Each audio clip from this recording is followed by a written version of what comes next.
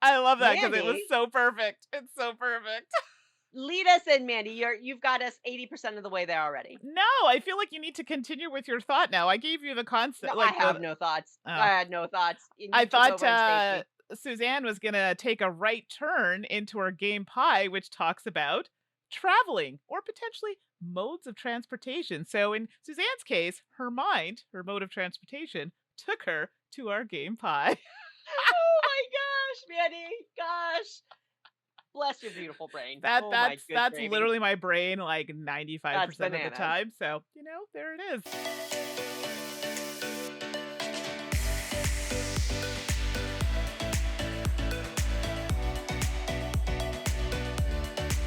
This episode is sponsored by Druid City Games. It's time for the Salt and Sass podcast when we share our love for the wonderful world of board games with you, whether you are a gaming veteran or just starting your tabletop journey. Welcome to episode 22. I'm Suzanne. And I'm Mandi. And here we are, Mandy, for another episode. I'm going to be up front. This has been a hectic few weeks for me. Mandy, I suspect it's been a little hectic for you too, eh? It's been wild. So I'm sure we're both kind of at the same level. We're going to make the most of it though. And I know that Yes. we're recording kind of a weird time and you have to jet off because I think you have some holiday celebrations, but we're still going to have some fun talking about games. Absolutely. And actually, before we jump in, yes, so I'm in Canada for those who may be listening to the first time. So this is Canada Day. So happy Canada Day to those who are celebrating. We also want to take note of our Indigenous and First Nations peoples because hey, this is their land and we want to pay tribute to them and learn a little bit about more about their culture and how we can contribute to those communities. So celebrate that as well. There you go. I love that acknowledgement. Thanks for bringing that up, Mandy. I think that's awesome. Absolutely. Now, for everybody who's been hanging around, you know how we roll. We are a podcast all about board games and card games, but we have to sneak in some digital game stuff too. And Mandy, I will go first Yes. because so our mutual friend Eric, the who is behind the wonderful board game blog What's Eric Playing, Okay. has actually relocated to my general area, and he Nice. came Heyo. it's so exciting. More game friends are always good. Absolutely. And he came over and forced me forced me to play his copy of Zelda Tears of the Kingdom. OMG. I know. 6 hours later, Mandy. 6 hours later, I made it through like the tutorial island. Wow. That's intense. Woo! But it was fun. There were there were laughs, and my 11-year-old was hanging out with us Okay. and watching me play, and instantly was basically, I "Can want can we this. get that game? Can we get Aw. that? I want." So, we are now the proud owners of a copy of Tears of the Kingdom as Fair. well. I'm bad at it, and without Eric's help guiding me through the tutorial, I'm not sure how I would have done, but, we'll see how it goes. So I did. They hooked me. They hooked me. Of course they I got did. it. Darn it. I was trying to avoid it. And there you go. But that's what I've been doing because I've been so slam jam. So Mandy, what about you? Well, Tears of the Kingdom will not be in my repertoire of games. I'm sorry. It does. It's like, I've tried it. It Not looks every game. fun. Yeah. I'm glad that you're enjoying it, but I think after Breath of the Wild, I'm good. So exactly. But on a happier note, I have actually been playing other games other than Diablo 4. Shocking. I know. I mean, What? still lots of Diablo 4. Traitor. I just retweaked my build though. Hello, because we're now in the 70 plus levels there. But not quite. I had to move on a little bit, and we'll come back to it. So, one of the games I've been playing is Arcade Spirits. Now, I apologize in advance. I'm sure it comes on a variety of platforms. I've been playing it on the Switch. I know they also have it on Steam, and I think it's kind of similar to games like Dream Daddy. I don't know if you've ever played Dream Okay. Daddy, but it's kind of like those story type games, and you make relationships with people. Or in this game, you're trying to find a job, and you end up getting a job at like a what is it, like a pinball place or something like this, and or All like a right. gaming type area, and then you get to make these different relationships, like meeting people you're working with, and then depending on how you answer the different types of questions, will give you a certain type of like stat, so it might be more funny or more wisdom. So it's like one of those kind of like solo story type games where you're just making decisions and like fostering relationships. I know sometimes it's nice to just lay in bed and casually play those types of games. So I think I got it for like $3 on Switch or something. Oh, steal. Yeah, so I was like, let's try it. And I've been having fun with it. It's super cute. So Arcade Spirits, I'm liking it. It's pretty cute. And then Suzanne tells me, she didn't tell me that I should get it. She tells me after I tell her that I've been playing Cat Quest. Meow. I am having fun with this. And I didn't know there was a Cat Quest 2. So because we're not gonna say cheap. I am thrifty with how I spend my money on games, but I have to be smart. So I bought Cat Quest 1 on Switch, and I think I got Cat Quest 2 either on PlayStation or Xbox, one of the two, because it was on sale. I mean, it cost me a total of like $8 for the two of them. So, wherever the price was right is where I $8 got it. well spent. Darn right it is. So again, it's one of those games I'm like, oh, it has a cat and they're questing. I'm here for this. I know nothing else about it. But apparently, I love the description. Cat Quest is an open world RPG set in the possum world of cats. Get it? So it's like some light combat. You're reaching objectives. I mean, it is like an RPG, but it's not meant to be super difficult. It's super cute. I like the art on it, and it seems like a lot of fun. So Cat Quest, good times, and then of course there's Diablo 4. Not going to go into too much detail about that, but chugging away until battle passes happen. FYI, I am not restarting a new character. Forget it. This is a thing you have to do to play Battle Pass. I'm not doing it. Good on you if you want to. I've invested far too much in my current character, so that is all. Fair enough. That's very fair. I'm glad that you're enjoying that, and I'm glad you're finding other games to kind of break that up a little bit. Because Right? I think that helps propel your interest in the main game that you're playing. If you Of only course. play that, I can see where you burn out on it. So you gotta mix it up a Absolutely. little bit. You gotta mix it up Absolutely. a little bit. Well, beyond video games, I know Mandy, gosh, you're Mm. the best. Mandy spent hours with me the other day trying to help me set up my computer so I can properly stream. Because usually when we stream, like even now, Mandy is actually controlling the recording that we're doing. And we got to share that load a little bit. So Mandy spent hours with me the other day trying to help me get set up to do that because we want to stream more and get Yeah, into a better regular cadence. And to do that, I know Mandy, you've got a solo stream coming up, and I then we've do. got in fact, if you are listening to this on release day, new Mhm. episode day, we've got a stream coming up in a few hours. Yes. Oh my gosh, yeah, you're so right. I just thought about that. Yes. So, what are we streaming at that time? We're streaming Well, Banner. we're going to be streaming. So today, Yes. new episode day, Wednesday, July 5th, Right. we're going to be streaming Banner Festival, Title Blade's Yes. Banner Festival, which is a sponsored stream from our wonderful sponsor, Druid City Games. James, the owner of Druid City Games, is going to join us because it's the kind of game that I think is more fun with more than two Yeah. players. Anyway, we're going to be playing it on Tabletop Simulator, actually, so that we can all, because it's very interactive with cards and all this other stuff. So join us to take a look at Banner Festival. Mandy, I know we've already reviewed it because we reviewed it Mhm. before Druid City ever sponsored us. So We uh, did. it's got some card management, anyway, it's a racing game. You got card management, hand there's all sorts of stuff going on. It's got great art. So check that out July 5th. If you missed the stream, you can always watch the video on demand later. And then Mandy, Yeah. I know you have a solo stream you've actually talked about this game on the podcast before, but now I you're going to have. show it, right? Yeah. So, this happens on occasion. Anybody who has ADHD, some days will be like, you know what? It's too much. I don't feel like doing this. You just have to, it's hard. Sometimes it's hard. And then there are days where you just got that pep in your step and you're like, hey, let's do all the things. So, I'm going to do a couple solo streams. I know. I'm so sorry for all of you, but here we are. The Animals of Baker Street, which we've talked about on the podcast. So, a little bit of mystery there that we can work on together. So, that's going to happen on Monday, July 3rd. So, as of the airing of this, it will have passed, but it will be on YouTube and obviously on the Twitch for you to watch. And then in the next couple of weeks, and you can check the channel for exact dates, I'll be solo streaming Beacon Patrol. And I don't think Beacon Patrol is a game that is available to purchase yet, but it is a tile laying game from Pandasaurus. So, looking forward to that. You're giving me a look, Suzanne. Did I say the wrong title?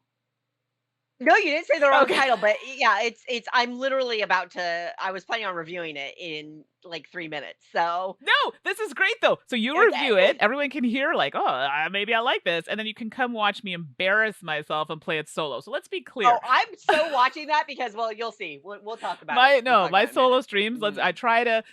I I struggle with rules solo. I don't know what it is. Like I just forget things or whatever. So sometimes there are some mistakes, but I could come back and correct it. But it's about trying to get through it together. That's how I feel solo stream. So I'm very clear about if you're coming to learn how to play the solo, this is not the stream for you. We're here to talk. We're going to play through the game a little bit, have a discussion, have fun. And if you kind of like where it's going, great, then you can investigate it further.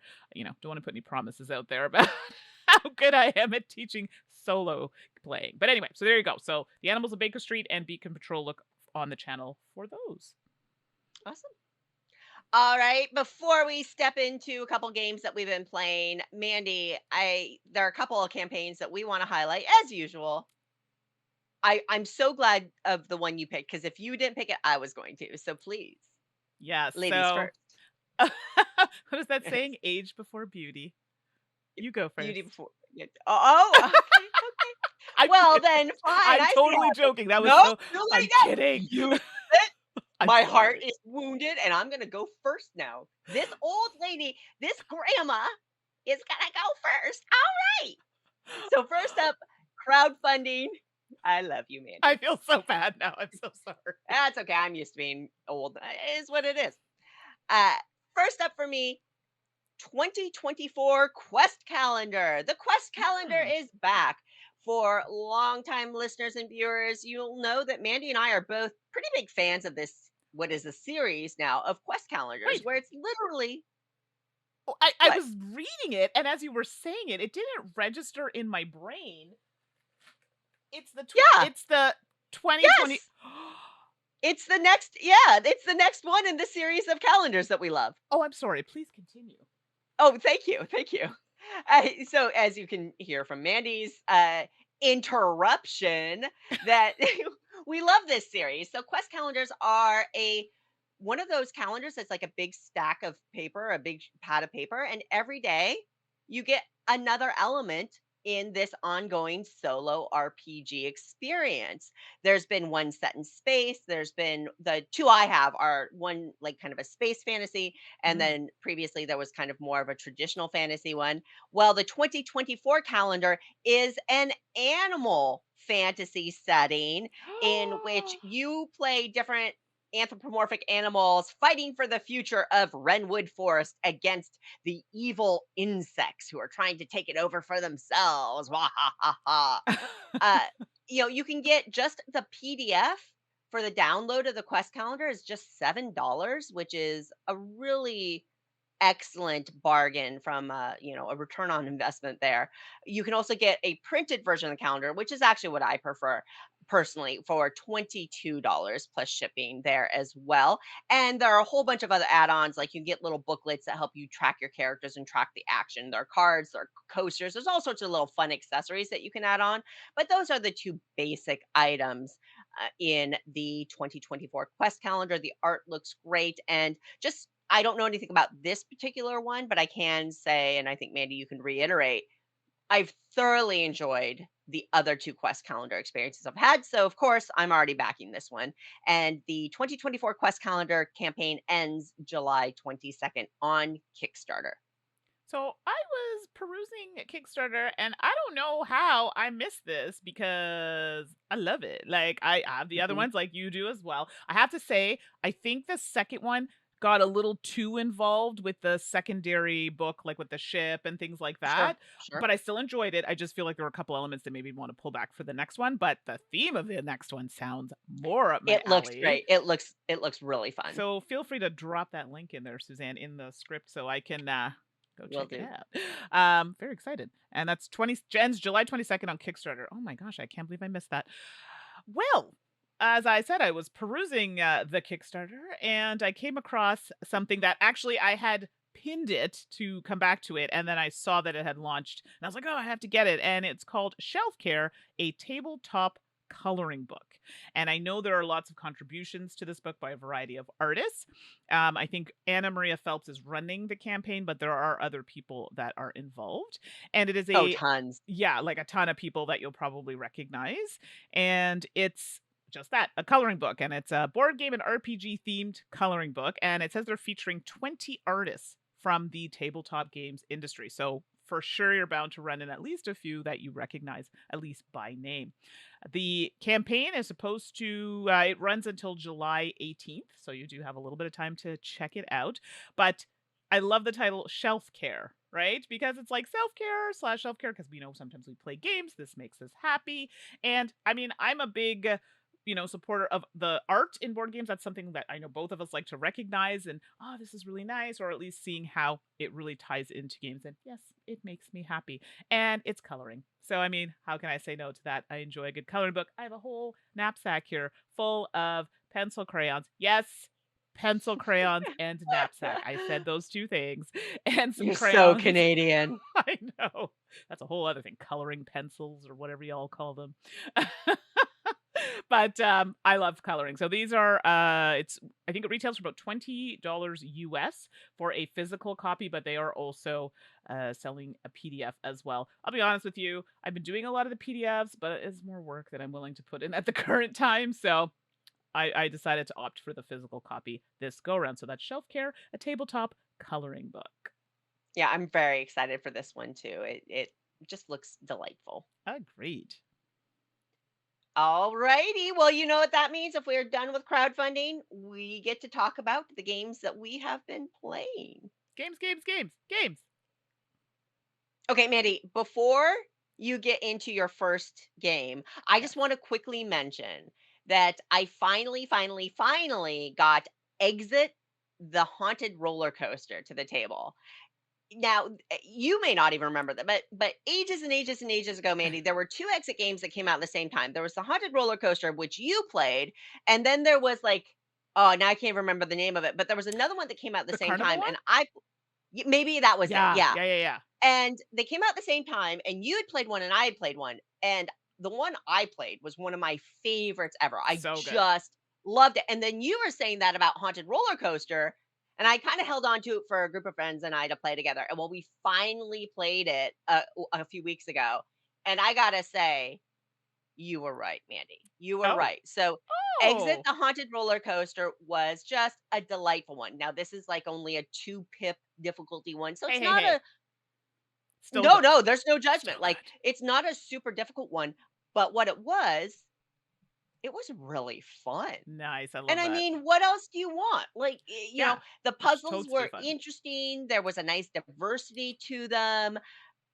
Like, it was just we didn't find it too difficult, but there were a few moments that were like, oh, aha. Mhm. It was just a delightful overall exit experience, and it's definitely falls into that category of if if somebody hasn't discovered exit games and you're trying to recommend one that they could start with, I would definitely say that this would be an interesting one for Oh, a new exit player to explore because it's at the right difficulty level, huge on the entertainment level. It was a big hit. So I just wanted to mention that because you'd already talked about it. yeah. No, that's so good. I mean, I love the exit games, but I those ones to me are, yeah, you still get the puzzle, but they're fun. So I think Yeah. that's good. Yeah. Good pick. I'm glad you got to play those. Yay! Yes. So And thank you for yeah. for reinforcing I need to play it. Well, a thank you for you too now, because I got the board game for the video game, which you had gotten all of us gamers online into, Oh, yes. Dwarf Romantic. So, yeah, so I finally got my copy, and we are playing through the campaign, and You're actually gonna play through the campaign? we are. So every time before we do like It's games with my game awesome. group, we just play like a couple of games because they're not long, right? So we play a couple of games, and so we're hoping to get through it. So it's very similar to the video game. Like there are a couple things obviously they've had to alter because it's a board game, and we'll talk more about it once you get your copy and you've played it. But I just wanted to let you know, enjoying it thus far. Well, I done is I done that online pre-order thing, right, where you have to wait for everything to come in, and I, Right. literally just got my copy last week, Mandy, so Nice. I'm excited, I'm so excited for this. Oh That's yeah. great. Well, I'm glad that I don't know if I'm gonna play through the campaign, so I'm really glad you are. Okay. Well, I think it'll be fun. So we'll talk more when you start playing. Uh, Okay, so I'm doing a little something different for our games played. I know. I okay. know. So it's a game that isn't released yet. It's a game that's actually coming to Kickstarter. So they asked me to take a look at it and play it and then talk about it on the podcast, which is what I'm about to do.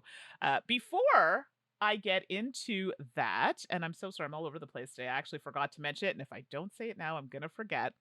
Somebody had asked me on the podcast, I didn't realize it, but I move and gesticulate a lot.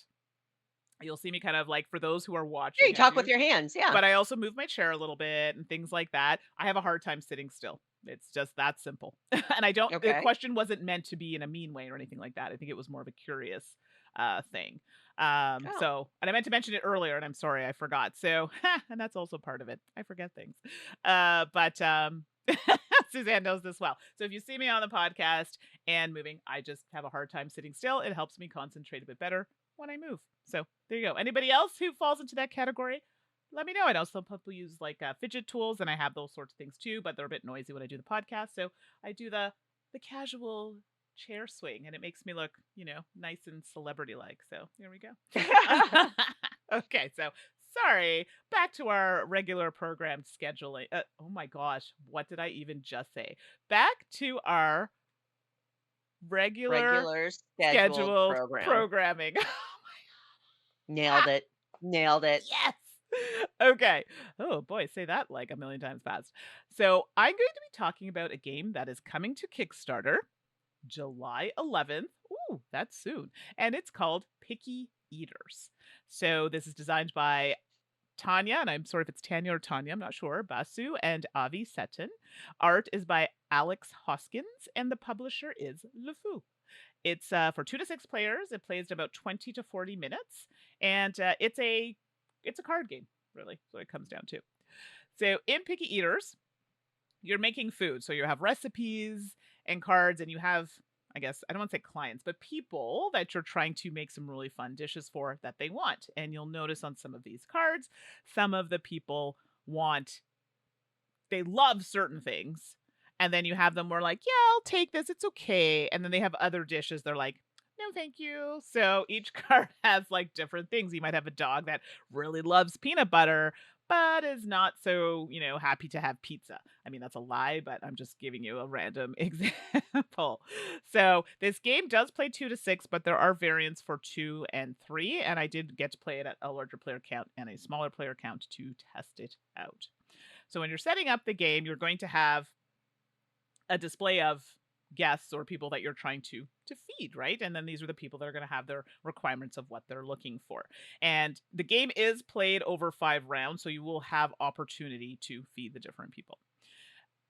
Depending on the player count will depend on how many cards you are going to start with in hand. And those cards are going to be like ingredients, so like lettuce, tomatoes, cheese, that sort of thing. Potential recipes, right? Because remember, we're trying to complete recipes for these people. So it could be like your pizzas, baba ganoush, whatever it is that they're looking for. Or you have also these other types of cards, which can potentially block or make things a little difficult for other players, so maybe not finishing recipes or maybe scoring recipes in a certain way.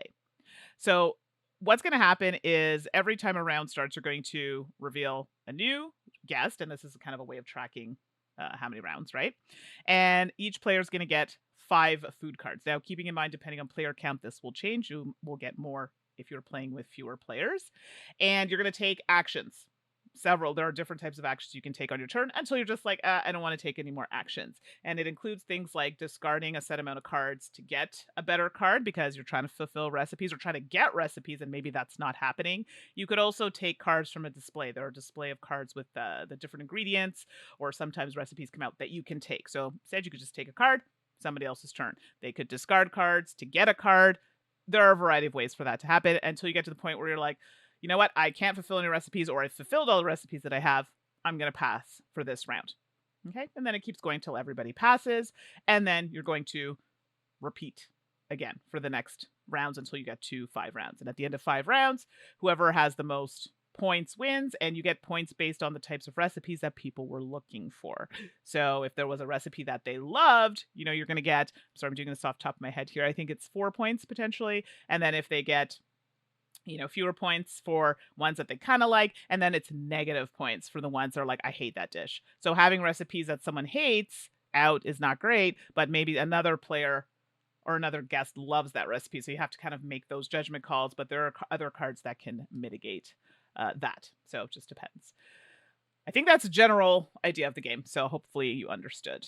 So these games are one of those types of games where I feel they have to be played. I personally feel they are best played with more people. Sure. It's just, I know there's a way to kind of give you more cards because then I should have said this in the explanation. You do get more cards between rounds. So then you end up having to discard down to, I believe it's 10 cards that you can have at a time. But I do find when you're playing with more people, you do run through the cards a little bit faster, and which is a good thing because I found there were times where I was just like, oh my goodness, like I kept running into the same ingredients or I wasn't getting recipes. And I know that there are actions to kind of toss cards to get recipe cards or ingredients, but it was a struggle for me. I just found with at the lower player counts, it was a bit of a struggle to kind of like flush through a lot of those cards. For me specifically. So I like these types of games with more people generally. The art on these were so cute, and they even had like little facts on the cards about the recipes. I love that sort of thing. It's attention to detail, especially when you have dishes that are from different parts of the world. It's really nice to know a little bit of history behind them. So I thought that was really great. And even the illustrations, representation in the game, I very much appreciated that they took the time to do those sorts of things. This game is not meant to, crunch your brain and burn your brain. I think it's supposed to be a light, fun card game. And it's very similar to a lot of kind of food type games where, you're trying to match things together, make recipes work, and then getting a synergy kind of going. This is a game that's not for me. And that doesn't mean it's a bad game. These are just one of those games where we play it, great, it's really quick, we had a good time with it, and that's it. But those are not the types of games that I generally tend to gravitate toward because I generally like games that are a bit more complex or on the heavier realm. Doesn't mean I don't like a lighter game, but I feel this is just not a game that I would get played often. If you have a family, if you do have a group that maybe likes a lighter game, or hey, maybe you just like these kinds of lighter games in your collection, I think that you will enjoy that. Replayability over time, this definitely seems like a game that would benefit from having or could have things added to it to make it more interesting down the line if it's something to decide to continue with. But overall, I definitely think there is a place for this type of game. I just worry that at the lower player counts, it might be a little frustrating, even though I know they've tried to find ways to mitigate that. It's luck. You draw cards off the top. This is what you get. Great. You have to take an action to, try something else. That's how it works with those types of games. It's like dice. I mean, you kind of know what you're getting into. So if you're looking for something with a lot of strategy, there might be a little bit to mitigate things. That's great. But if you're looking for something for a lot, this might not be the game for you. So picky eaters. It was a very cute game. I liked it. And I definitely think there's a certain subset of people that will enjoy it. If you're looking for something extremely strategic, this is maybe not the game for you. But I definitely think there are people that will like it. It launches on Kickstarter July 11th, so you can check it out. Cool. Well, I do think it's interesting that you said you think it would play better at the higher player counts, and it does stretch up to 6. So I can see a scenario where, especially for families Right. that have more players, that this may be perfect for them, both in Mm-hmm. theme and things like that. The theme and the player count and the Absolutely. weight of the game sounds like it could be perfect for that. So I think I thank you for highlighting those points. Yeah. Thanks. Well, as Coinky Dink would have it, Mandy's going to be streaming Beacon Patrol. I'm going to be talking about Beacon Patrol. So I don't know. Guess listen to what I have to say and see if you think it sounds interesting. Your Although explanation will regard, be better than my gameplay, so I please. doubt. Well, so this is the thing, right? And Mandy, with love and respect, we've been friends for years, and you know that I think you're a wonderful person. You're beautiful. You're intelligent. You're fun. You're caring, right? But I think all of that about you.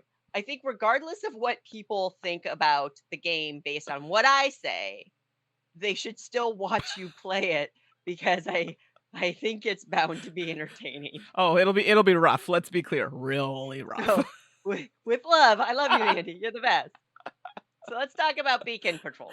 This is a game designed by and featuring art by Torben Ratzliff, and it's being published by Pandasaurus Games, and it's going to retail for 20 US dollars. Now, it was not quite available yet at the time of this recording, but it was available at Origins for purchase. Some preview Okay. copies came through. Beacon Patrol is a cooperative tile laying game using square tiles. Whenever you have a tile laying game using square tiles, it gets compared to Carcassonne, Eh, especially when you have to match up sides. And, in this one, Beacon Patrol, it is an ocean setting. So tiles will have land features or ocean features, basically water or land. I get you want to compare it to Carcassonne. Okay, eh, whatever. yeah. Anyway, the goal, but this is cooperative working together. You ultimately want to quote unquote discover as many of the tiles as you can, and a tile is considered discovered when it is surrounded on all four sides with another tile. Boom. At the end of the game, you're just trying to discover as many tiles as you can. Certain features on tiles may be worth more points. So in the Mhm. basic game, a lighthouse is worth 3 points, a buoy is worth 2 points, and a regular tile is worth 1 point. So there's some element in scoring there, but you just want to get as many surrounded as you Yeah. can.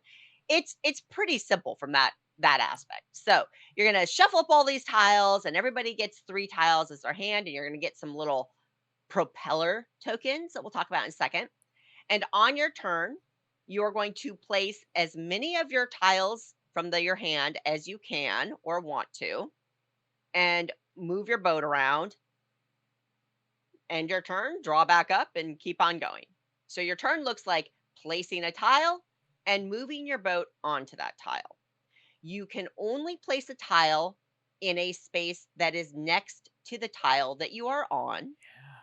You must be able to move your boat onto the tile that you place. Well, do boats float on land? I think not. What? These are not hover boats. These are regular boats. They have to go through water. So when you place this new tile, you have to connect it over a waterway. There must be water between your tile and the next tile that you can move your boat through. Oh, that's a limitation. It is. Oh Holy my god, bananas, yes. right?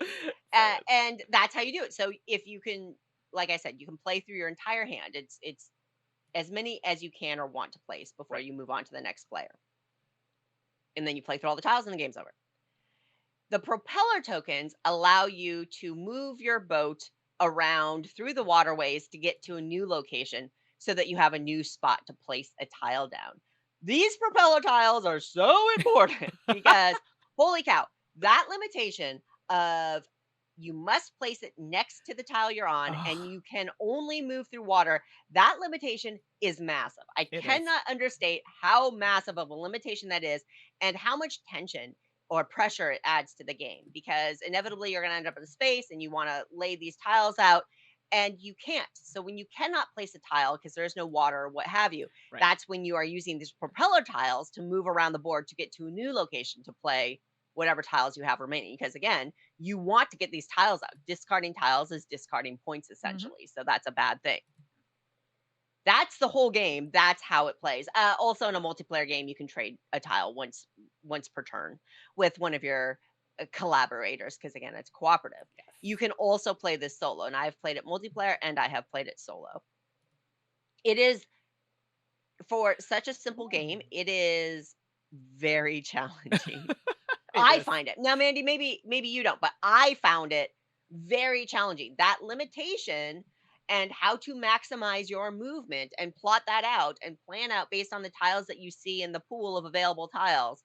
It's intense, and you're doing a lot of like looking around, shaping it up, figuring it out. Uh, which is great. And in a solo or cooperative game, I like that. I like Yeah. that. It feels like you have some kind of challenge in front of you and you're working together. You are scanning your opponent, not your opponent, but your fellow player's tiles, going, "Ooh, I think I could use that one. Can we trade Yeah. this one?" And Exactly. things like you have to. You end up doing that a lot, which kind of keeps people engaged. And you definitely have your fellow players looking at your tiles, kind of trying to scope things out, and you're counting spaces. Okay, well, if you move over here, you can do that, and then this, and then I can come in and place this one next to it, and things like that. It works. It just works. It's got a very simple illustrative style to the tiles. The water is blue, the land is actually white, and there are these Mhm. highlights that have like, red little art details.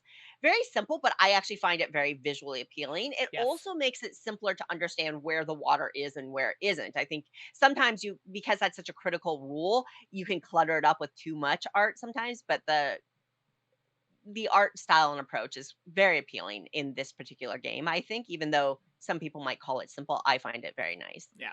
I like it. I like Beacon Patrol. I like it multiplayer and I like it solitaire. I might like it solitaire a little bit more, but I mean, it just Okay. depends on what you want. If you want a cooperative tile laying game where you feel like you're working together, it's not too heavy in terms of complexity or game duration, but there's still some interesting things in collaboration that is happening. I think Beacon Patrol is definitely worth a look, especially at that $20 price point. I think the amount of game you get for the $20 Mhm. is pretty solid, and I also will mention that I'm only talking about the base game. The game does include a little mini Yeah. expansion, like about 10 more tiles that have piers on them and not windmills, but It is windmills, isn't it? is it windmills? It's Okay. windmills. That Yeah. has windmills and piers that Yeah. add a slightly different Yeah, you're rules right. twist to it as well. So for 20 bucks, cooperative or solo play, I like it. I think Beacon Patrol is a really solid game. Oh, it's so good. It's hard. Like, we played with all the Oh, things. It's yeah, hard. yeah. That's why my solo stream is gonna be hilarious because That's it's kind of what I was trying to because it's challenging. I look forward to it's watching you succeed and yeah, discover all the tiles. need all the help I can get. But the art is super cute. It reminded me of, like, Where's Waldo a little bit. Oh, I think that's a good analogy. I like that analogy a lot. Yeah, so if you think of that kind of art style, but I actually really enjoyed it. So that was a good choice. Look at us go, Beacon Patrol. Nice. All right, the last game I'm gonna end with is a trick taking game. Heyo, we love trick taking games here, and I don't know if you've played this one yet, Suzanne, but you can please feel free to jump in if you have. Nope.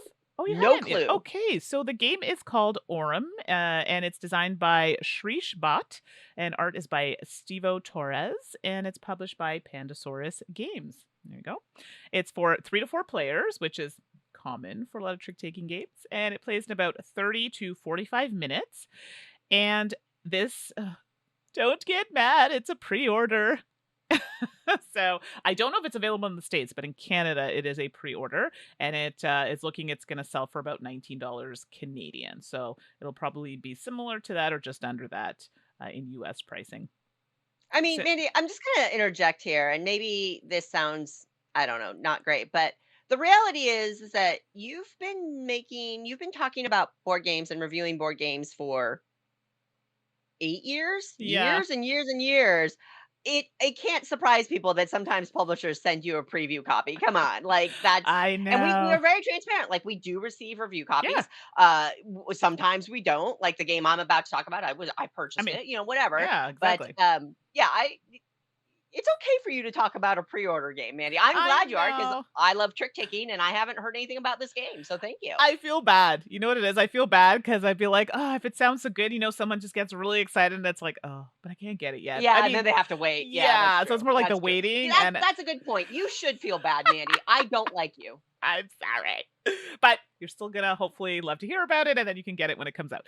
Okay, so Aurum is a trick-taking game, and they also have like a competing type way, like you can play in teams. So I'm not huge with games and teams, I'll be honest with you. So I prefer playing it like every person does their thing. But hey, you do you. I'm not here to judge anybody and Folks, how you just want to that play. says a lot about Mandy right there. I'm just I'm not a saying, if you team know player. Mandy, yeah, So what's gonna happen is in the game you have different types of cards, and I swear I feel like I'm being tested here, but they have different symbols of elements on them. So like you'll have like silver, gold. It's funny, the periodic table is coming up in my head, so I can give you the letters. I can't give you like what they actually symbols look like, but the symbols are on the card, and the cards are different colors based on their symbols. So, like, there's one that has a moon on it, so it has more of a gray, kind of silvery background with the numbers. Numbers are on all four corners of the card. We're gonna talk about that after. And the cards, I think, are like a tarot size. if I'm saying that correctly. So I believe they're a tarot size card, and they come in different colors. So there's like gold, blue, or like a white kind of color. There's a variety of them. And if you play with fewer players, you do have to remove certain numbers from sets and a certain color set from the game before you start. There is also another set of cards that are gold, and the gold ones are your trump cards. Okay, so those are actually going to get placed out in the middle of the table. And again, some of them are stacked because you have more than one. So you'll have like 2, 7, 5, 6, 7, whatever. And again, depending on how many players, some will be removed. And then every player starts with a 0. So everybody has a 0 that you can use. And you're like, 0, it's a trump. So for those who are not familiar with trick taking games, this suit can beat all the other colors unless someone else has the gold color, so the trump color, in a higher number. So that is why the 0 doesn't really matter that it's 0. So this is a trick taking game for me because whoever's leading, so whoever's going to play first, plays a number and a color. Then the next person that plays has to play a different color. So if someone played white, you cannot play a white card. You have to play any of the other colors, and obviously trying to have a higher number or maybe a lower number. There's a reason here. And then the next person plays and they have to play a different color. So in a set, there should be different colors played. If you play a higher number, you win the trick. So you get to take those cards. And we'll talk about a little bit about why that might be important. If you lose, you get to take one of the gold cards in the middle of the table. And what did we say those gold cards are? Trump cards. Oh, wait, I forgot to tell you some important things here. The trump cards have points on them. So if you do Oh. not use these cards and you keep them, you will have points, and they have values of like 1, 2, or 3, depending, and you'll see them on the side of the card. That's why.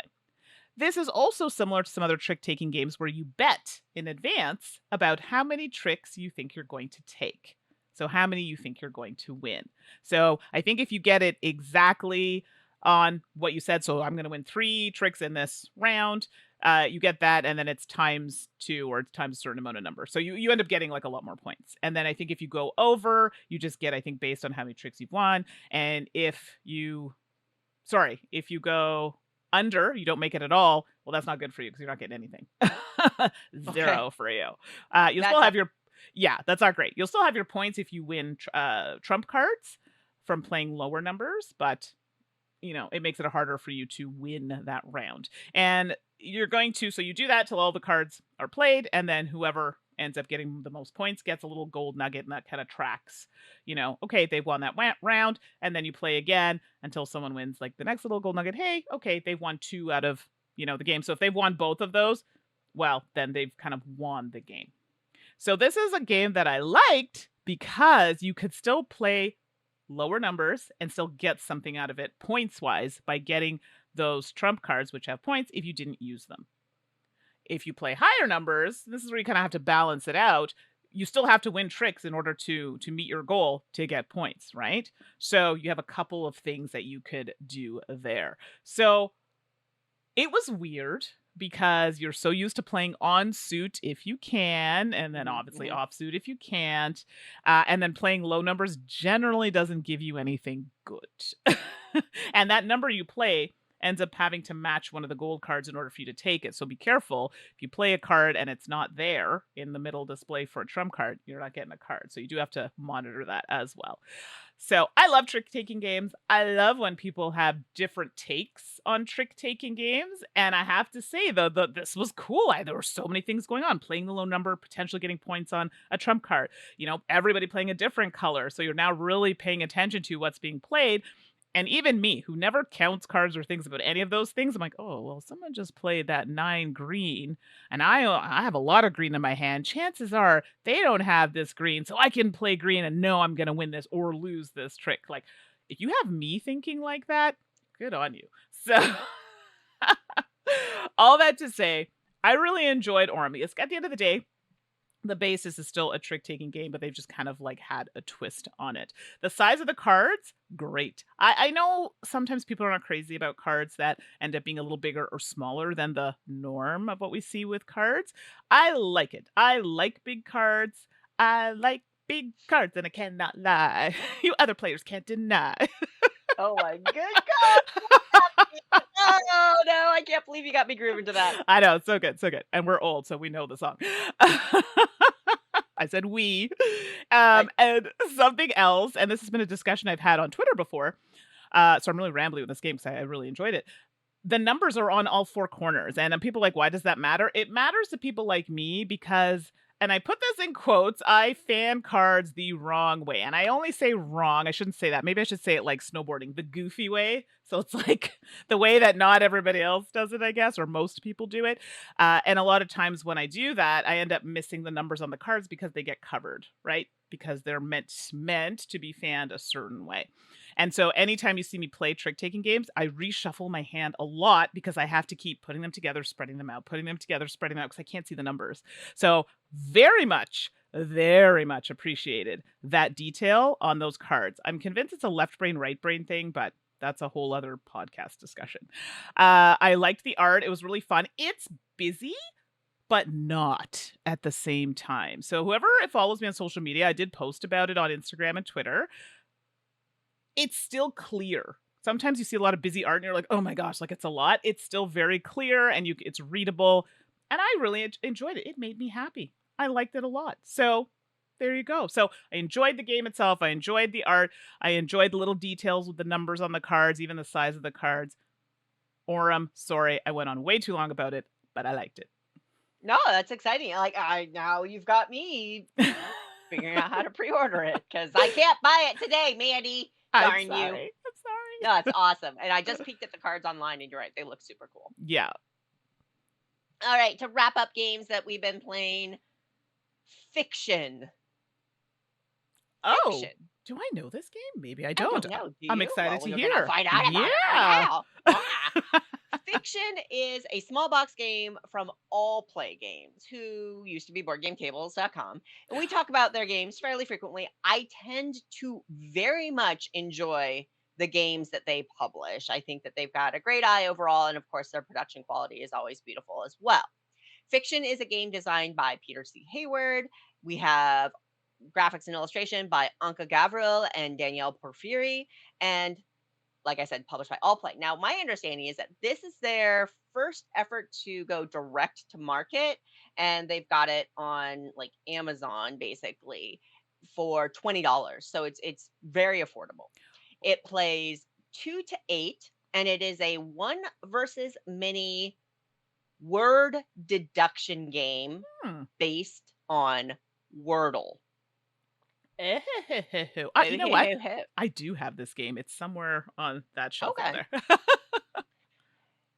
Which is a lot. So when you, but I feel like as soon as you say a word game based on Wordle, that's going to capture people's interest Yeah. immediately.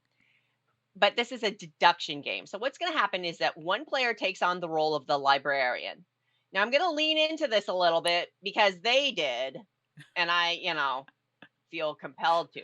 It is the quote unquote librarian, librarian, LIE dash Oh. brarian, because the librarian is the person that is basically running the game, who chooses the word that you're going to be deducing, and then there's some gameplay elements throughout. I just want to point that out. I have opinions about calling it the librarian, but I don't like puns, so there you go. All right, moving on.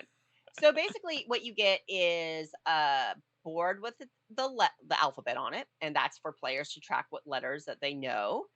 You get a board for the librarian to use that has 10 rows of spaces for words.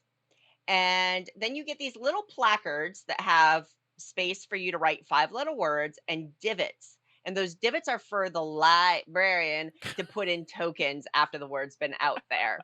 Because what's going to happen is at the beginning of the game, the card game also comes with a deck of cards. Okay. And what these cards are, they're all based on classic literature. So there's Moby Dick, Little Woman, The Wonderful Wizard of Oz, Great Gatsby, and a few others. Great. And in each title, you get a number of cards, and the back of the cards have an excerpt from that book with certain words highlighted, certain 5-letter words highlighted. And basically what's going to happen is you take one of the cards and the librarian is going to pick one of the highlighted words to be the word for the game. Right. And then they're going to write that word at the top of their personal board. And that's what you're basing on. Then players, just like in a game of World, start guessing words. So they're going to write on one of their little placards some 5-letter word. The librarian has to give a single true hint as well, Okay. like a starter letter. The players are going to write a word, and then the librarian has these tokens, and if they nail the letter in the right place, they get a little check mark token there.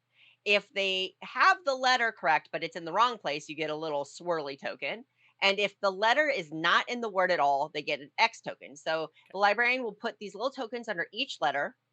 And then based on that information, the players will then guess another word. And hopefully they progress through the game until they solve and figure out what the actual word is. Now, the one versus many comes in is that if they guess the word, then they all win. Huzzah. But if they do not guess the word, then the librarian wins. So there is a Okay. competitive one versus many element to the game. There's also 3 confirmation tokens. So up to 3 times during the game, the players can use it whenever they want, once per turn. Mhm. They can compel the librarian to tell the truth. Because here's the twist. Remember how I talked about the librarian saying, "Oh yes, that letter's in the word, that letter's not in the word," that kind of thing. Once per guess, so once per placard, the librarian can lie. So Oh. Mandy, if you guess the word house, Yeah. and the O is in the correct place. It's not the word house, but the O is perfect, like it's right in the right spot. I can actually lie and say O is not in the word at all and put the X Oh. once per word, right? Next turn, let's say you're like, okay, there's no house or whatever, there's no O, then people moved away. But now you have you guess a word with an F, and there is no F in the word. But I can say, yes, there is an F in the word, but it's in the wrong place. So Right. now you're thinking there's no O in the word and there is an F, but it's not in this location, right? The librarian gets to lie once per round, once per turn. Right, right. And then there are 3 of these tokens that the players can play to say, okay, tell me the truth about this. Is F really in the word? And I have to tell you the truth at that point so that you have that true piece of information that you're sure of. But you only get 3 of those tokens. You have up to 10 guesses and it is timed. So basically, you go through a round of 5 guesses, and then there's a weird break, and then you go through another 5, and you have basically 10 minutes for each of those rounds. So really the game is intended to last basically a max of like 20 to 30 minutes, Mhm. regardless of how many turns you end up taking. Okay. Ugh. um so first of all, and then there's easy and difficult. So some words are Oh. easy, they're highlighted in yellow, and then some words are difficult and they're highlighted in pink because they have double letters in them. Okay. Right? So a lot of words like house, each letter only appears one, but then hard words may have a letter that shows up twice in a word, which makes it harder. All right. You get a huge stack of those cards that I mentioned, like a huge stack of them. It is a comically large stack. They're beautiful, Sure. but it is comically large because each card has 6 to 12 words you can pick from on it.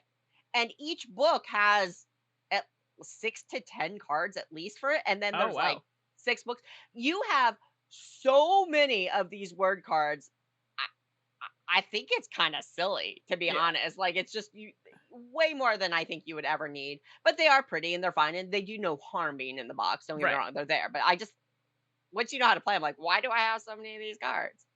Um, Production wise, complaint I do have is that this is a small box, all play games. The boxes are fairly small and compact, which is nice for shelf space and for cost.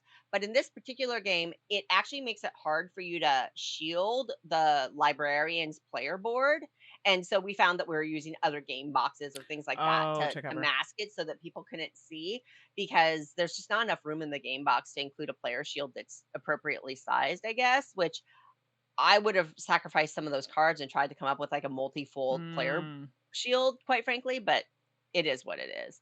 But keeping your board hidden is so important because you are taking notes on where you lied and where you didn't. And if somebody Right. gets a peek of that, that could break the game basically.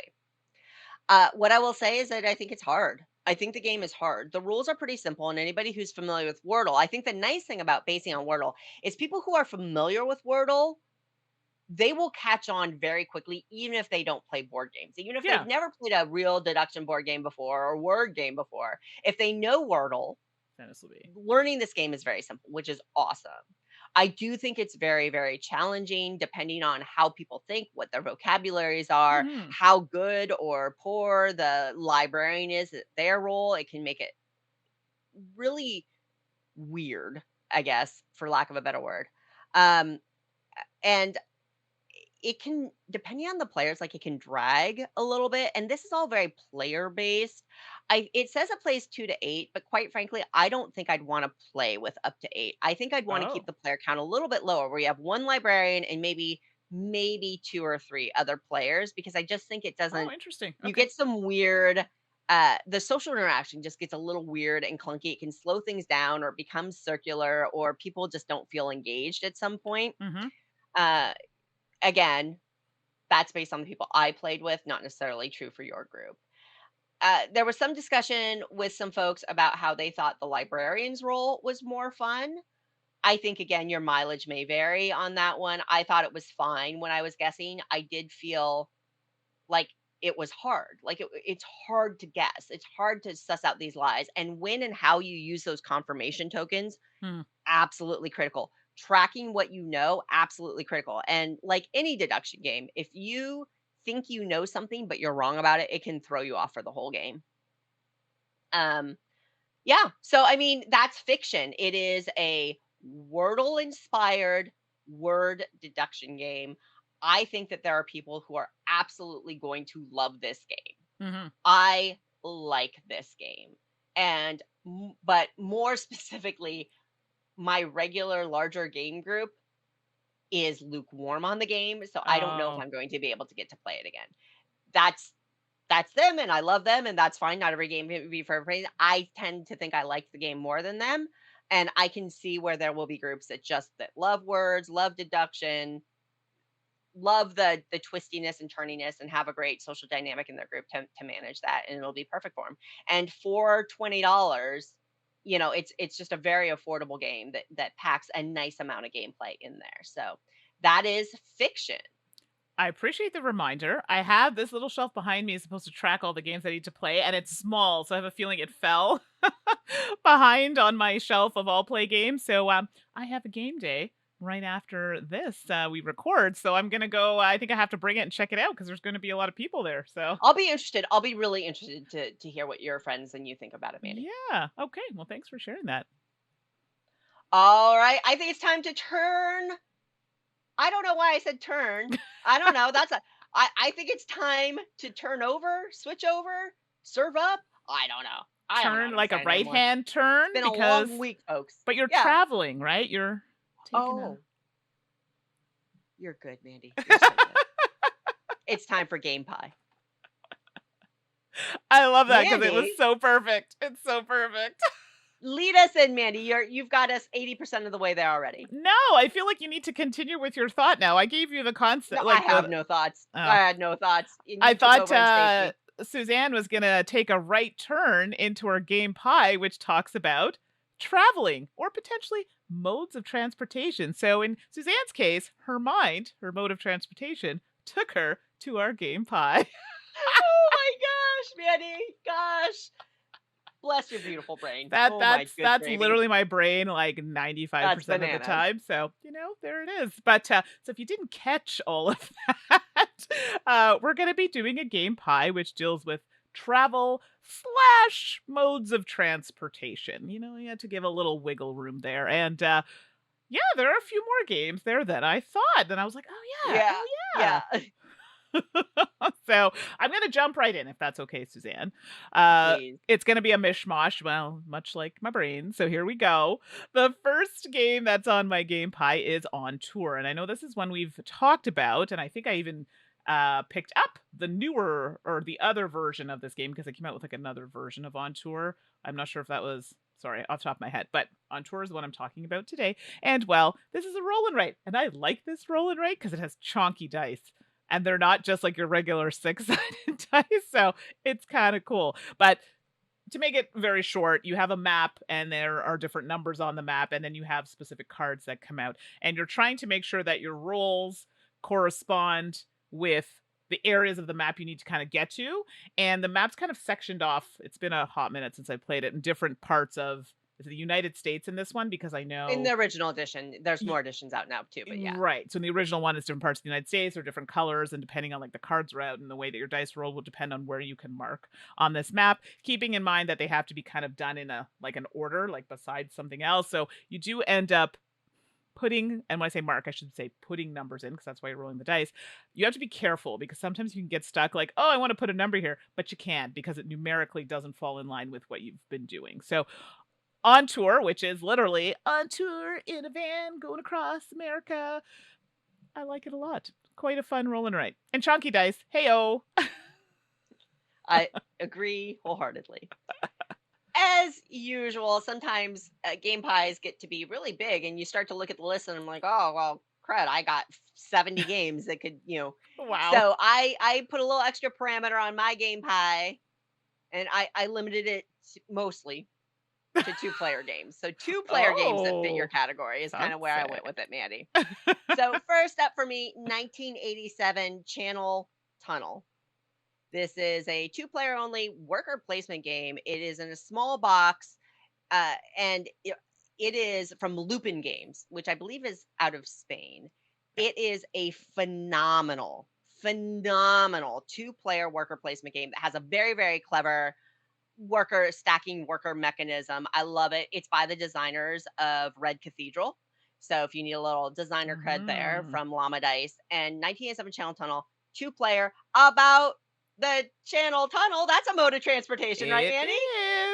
is. So really excellent 2-player worker placement game. I can't recommend it highly enough. So that is my first game of transport 2-player pie. I love that you add a little twist on it. That's good though. Makes it I have to, because otherwise it's just too much. It's too much pie, Mandy. it's too much pie. I never thought I'd hear you That's say me that, saying but that, yeah, right? See? exactly. So there we are. But I still haven't played that, and I've heard you speak very highly of it on multiple occasions. So I'm gonna have to try and get that to the table, or just get a copy, get it to the table. Next on my list, I know I've mentioned it before, and I think I've even reviewed it on this podcast or on our previous podcast, on the Underground. And I think I had the London Berlin version. I know that they're going to possibly be coming out with expansions to this, but this is the one that I have. And it is a kind of railway train type game, trying to build your rails, get to certain stations, and that sort of thing. Uh, I'm very bad at these games, but I do seem to really enjoy games with trains. It just works. And you're trying to get your peoples to the right areas, which is a common kind of theme in a lot of these types of games.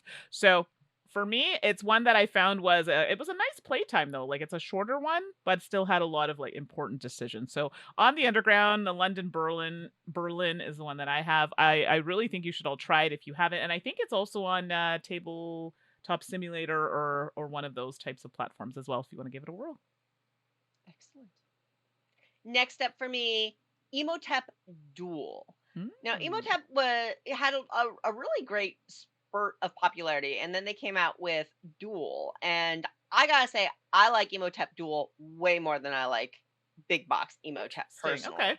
So in Emotep Duel, you are working to create some of the different landmarks in ancient Egypt. And the way that you're doing this is putting out workers to claim boats, and then you're basically using these boats to ship the goods to fulfill these different landmarks that you're trying to build on your player board.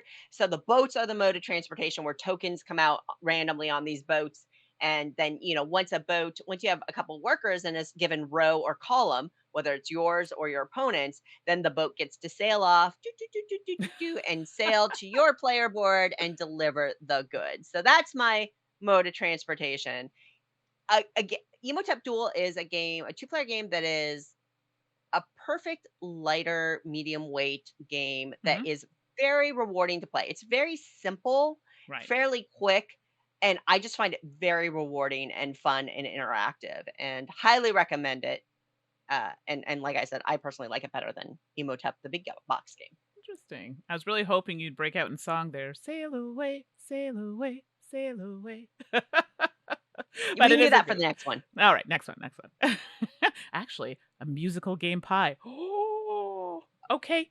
Put that in the idea bank for later. All right, moving on. Oh boy. So the next one on my list, I definitely have mentioned it. I know Suzanne has mentioned it, is Forgotten Waters. And then we've played this. There's a video playthrough a little bit that we've done on the channel. So if anyone wants to check that out. And I'd say it's like an adventure exploration type game where you're sailing the seas, right? And coming across different scenarios. And it's great because it works with an app. So you can have, the different voices and hearing the story play through that way. And you're trying to open up the map and get to your destination point, and you're going to find some fun story along the way. So Forgotten Waters is one that I still really, really enjoy. I don't get to play it as much as I would like to just because it is a longer game, but definitely one if you haven't tried, you should give it a whirl. And you can even play it virtually. We've done it, and it's definitely one that works well. Yeah, they even set up an entire website to facilitate that. It's just awesome. Yeah, it's great. Next up on my two-player focused transportation pie, Akrotiri. Ooh, Again good with one. the boats. So many boats, y'all. Akrotiri is tile lane where you're and boat moving, and I guess it's a pick up and deliver, right, where you get these little boats and you get cubes on them and you're moving from island to island through different waterways that you're creating through tile lane. It has the added little twist of the seating position that you are. When you are looking at the board, you see it from Mhm. your perspective. Mandy, if you're sitting across from me, you see it from your perspective. Right. And the way that the cards work, that's what matters. So the a specific card may mean something different for me than for you because of the way that we're looking at the board. It's a little bit of a meatier two-player Yeah, game, for sure. and it's incredibly rewarding and interesting, from a pick up and deliver, two-player pick up and deliver game. I love it. But it's also not in a huge box, which is nice. It's one of those, smaller, like 8x8 boxes, which is great too. So Akrotiri is a wonderful boat mode of transportation, two-player game. Well, I wasn't sure that was like Minnesota or like a Yeah, it's a boat, Newfoundland yeah. kind of Well, for area. I God's wasn't sake, sure. don't you know? Very nice. That's a good choice. I really like that game too. Again, it's two-player, hard for me to get to the table, but I do enjoy it. And my last one's a bit of a cheat. That's That's okay. okay because I'm cheating on my last one too. Cheat day. So exactly, cheat day. That's what Game Pie is all about. So my last one is Motor City, and this is a roll and write. Wow, I'm doing a few roll and writes today, and it's literally about running an auto plant in Detroit. So So isn't this more of a manufacturing game, Mandy? shh, Oh, it sorry. is a It's car cars. Cars. is a mode of transportation. So that's all you need to know. Okay, well, All right, I'm putting it out. When I post this to our guild, I'm gonna ask if Motor City counts as a transportation method game or a manufacturing game, and let the people decide. absolutely. I mean, you got to put it together and then drive it, which is what I'm going to focus on for this game. But it's a roll and write, and exactly that. Your different parts, of the game allow you to do different things that have to do with the car. Getting the supplies you need, getting different areas, and it's one of those games where definitely rolling your dice and then picking the right spot really helps you because there are limitations. This threw me because I was like, oh yeah, I could use this action here. Oh wait, no, that's blocked off for this round. I can't use that. So some of my tracks I felt I was stalling. Haha, get it? Stalling. That was a good one. Hmm. Yeah. Moving on. And so I had to like progress in other years, like the I don't know if it's the speedometer, odometer. Anyway, there was something that tracked points, so I could like put points into that, or potentially another track that I could put points into, get other bits like every other roll and write that would help me on another track for the cars, potentially hiring or whatever it may have been. So Motor City, I'm sorry, I said that like really fast, but because I don't want anyone to judge me, it's really good, and that is my last Game Pie transportation type game. Fair enough. Well, I'm also cheating, so it's totally fine because I decided for my last slice of transportation game pie, I said literally any Sashi and Sashi game about a mode of transport. And so So there you broad. go. That's I know, major cheat. I don't care. It's been a weird week. I'm just throwing caution to the wind here. Yeah, sure. Basically, there's let's make a bus route or get on board. There's also the two-player version of it. There's remember our trip, which I'm willing to give. Maybe that's not about transport so much. But in front of the elevator. Elevators are a mode of transport, 100%. So maybe the more uncommon mode of transport that we could cover. But I am a massive fan of Sashi, the designer, and Sashi, the publisher. And literally all of these games about modes of transport are excellent. I can't pick just one. If I had to pick one, I'd say get in front of the elevator simply because it's Sure. the most unique Yeah. element of transport there. So, okay, I'll rewind. Now that I've gotten that off my chest, I'll say in front of the elevator, which is a very clever card game by Sashi, which is all about queuing up for an elevator. And you have cards that represent different family members, like children and mothers and fathers and grandparents. And there are all sorts of rules about cutting in line, like who gets priority to enter the elevator first, and how you and your opponents are playing out your grandsons and grandmothers and things like that to optimize making sure that they get on the elevator before it takes off. It's very clever. I love the theme. I love how the game works with the theme. The Hmm. theme applies beautifully. It makes sense. Right. And it's a great little card game. So there you go. My last That was a my good last one. And there we go. I'm sorry, I have to jump in. I just remembered one. And my mother, it would be, I would be remiss for not adding this. Pan Am. So Oh, Pan sure. Yeah, Am yeah, is yeah, a yeah. Funko. Uh, Mhm. sorry, that's not what I meant to say. It is. It's part of their repertoire of games. Sorry, I had a brain fart there for a moment. Wow, can I say that on the podcast? It's our podcast. You can say whatever you want. Sorry, not Funko. I meant to say Prospero Hall. It is Funko Games, so Prospero Hall, but Yeah, Funko it's Games is same the thing. Yeah. publisher. I was confusing Yeah. myself for a second. Quickly, Pan Am. It's literally about the airline. So you're flying planes to get to different Wait, what do you destinations. mean quickly? You're just shoving in another game? I'm sorry, it just came to me and I had to throw it in there. My What? mom was at the door looking at me like, We're just Biddy. Bending the rules is one thing. Breaking them, only I have 20 other modes of nope, transport games I that's it. could have put on this. So Pan Am, you should check it out. It's about, the airline, planes, getting to the destination, cards. I literally have my mom standing here going, Pan Am, Pan Am. Oh, I didn't know Mumsy was standing next to you. You get a Mumsy's pass. standing Of here course, looking at me. I'm Mumsy like, can have a game in the game pie too. so that's it. Pan Am. That's it. I'm done. All right. I think this is a sign. I love you, Mumsy, but this is clearly a sign. We got, yeah, exactly. We got to get We're going. done with this episode, folks. Thank you for being here. If you're still watching and Yes. listening, thank you for sticking with us. Oh, it's been a week, folks. I'm going to ask y'all about Motor City, Mandi's take on Motor City. You're welcome to send us your comments as well about our game pie picks, about any questions you have. Maybe they have suggestions. Suggestions. We always love suggestions, folks. Truly love them. So you can email us at saltandsassgames@gmail.com. Or, as I mentioned earlier, you can join us on our Board Game Geek Guild number 4131. Just recently, from last episode, a wonderful listener mentioned how I can actually find the end date on GameFound's website. Thank you so much for that tip. Amazing. So join in on Board Game Geek Guild 4131 and tell me what you think about Mandi's Game Pie Motor City. Yeah, and thank you for the thank yous in the different languages. So add those to my little repertoire of words, potentially when I visit people who speak that language. So there was a very interesting one in there. So next episode, I might get into a little discussion about it. Yeah, exactly.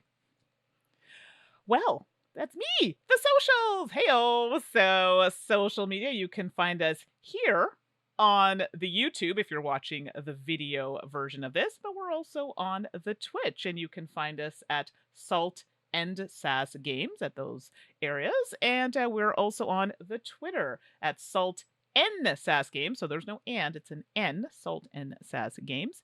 I too am on the social media. You can find me on Blue Sky, Instagram, and Twitter at 613 Mandi, and that's Mandi with an I. So what about you, Suzanne? And you can find me on all the social media platforms as 425 Suzanne. All right. Whew. As always, it is a pleasure and a privilege to be part of your extended gaming family. Thank you so much for watching or listening and persevering through our shenanigans.